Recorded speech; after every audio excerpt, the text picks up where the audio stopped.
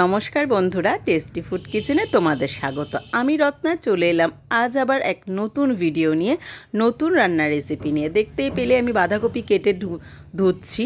তো বাঁধাকপিটা খুব ভালো করে ধুয়ে একটু কিন্তু সেদ্ধ করে নিয়েছি। এবার বাঁধাকপিটার মধ্যে পরিমাণ মতো লবণ, হলুদ, পেঁয়াজ একদম কুচি কুচি করে দিয়েছি। আর এর মধ্যে দেব দেখো লঙ্কা কুচিয়ে। লঙ্কাটা খুব বেশি কুচিয়ে দেব না, 2-4টেই দেব, কারণ বাচ্চাদের মুখে লঙ্কা পড়লে ওদের ঝাল লাগে, তার জন্য। আর যখন গ্রেভিটা করব তখন তার মধ্যেই কিন্তু একটু বেশি করে লঙ্কা দেব। দেখো একটু কাশ্মীরি লঙ্কার গুঁড়োও দিলাম কালারের জন্য, আর একটু কসুরি মেথি দিলাম, জাস্ট দারুণ বন্ধু গন্ধটা আসে। আর পরিমাণ মতো বেসন দেব, আর একটা ডিম দেব। ডিমটা দিলে এই আমি যে রেসিপিটা করব তার জন্য কিন্তু ভাজা, মানে যে কোনো ভাজা বা যে কোনো পকোড়া টাইপের কিছু করলে তার মধ্যে একটা ডিম দিলে কিন্তু তেলটা বন্ধুরা খুব কম টানে, তার মানে আমাদের কিন্তু তেলের সাশ্রয় হয়। তো তার জন্য দেখো আমি একটা ডিম দিয়ে দিলাম, আর কাসুরি মেথিটা দিয়েছি, এর মধ্যে দারুণ একটা গন্ধ বেরাবে।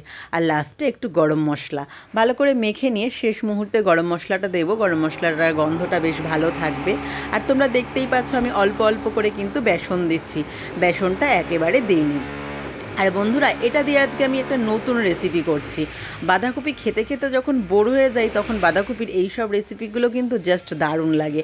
সন্ধ্যেতে তো এরকম বাঁধাকপির পকোড়া সবাই খেয়েছো, আর আমি আজকে করেছি বাঁধাকপির কোপ্তা। দারুণ হয়েছে বন্ধুরা, খেতে খুব সুন্দর। তোমরা কিন্তু এই রেসিপিটা এইভাবে ট্রাই করতে পারো। একদমই কিন্তু খুব সহজে, খুব তাড়াতাড়ি ঝটপট হয়ে যায়, খুব বেশি জিনিসও কিন্তু এর মধ্যে লাগে না। আমরা যেমনভাবে বাঁধাকপির পকোড়াটা করি ঠিক সেভাবেই কিন্তু এটার মানে তৈরি করে নিতে হয়।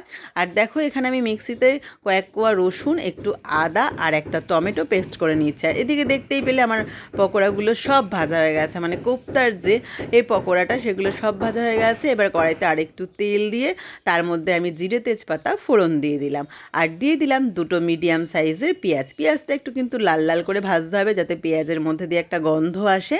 আর ওদিকে বেটে রাখা আদা, রসুন আর টমেটো, একটা বড় সাইজেরই টমেটো দিয়েছিলাম, এই পেস্টটাকে কিন্তু এবার দিয়ে দিলাম। বেশ ভালো করে একটু কষবো। এবার পরিমাণ মতো হলুদ,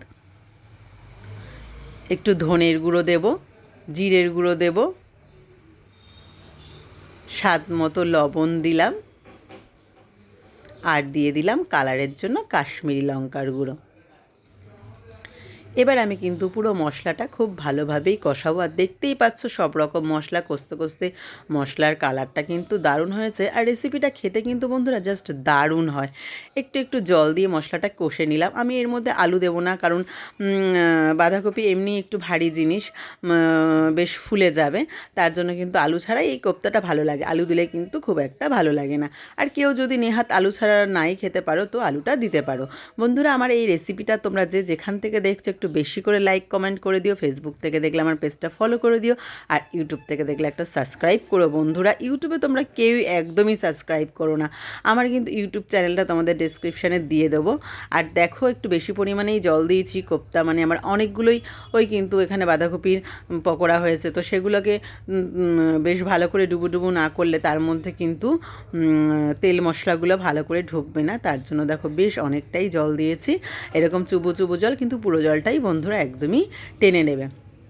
তো চলো বন্ধুরা, আমার রেসিপিটা তোমাদের ভালো লাগলে অতি অবশ্যই কিন্তু লাইক কমেন্ট করে দিও। অনেকবার বলে দিয়েছি আজকে। আর নামানোর সময় দেব গরম মশলা আর 1 চামচ ঘি। ব্যাস, দারুণ দারুণ খেতে এই রেসিপিটা। আমার রেসিপিটা তোমাদের ভালো লাগলে বাড়িতে একবার অতি অবশ্যই ট্রাই করে নিও।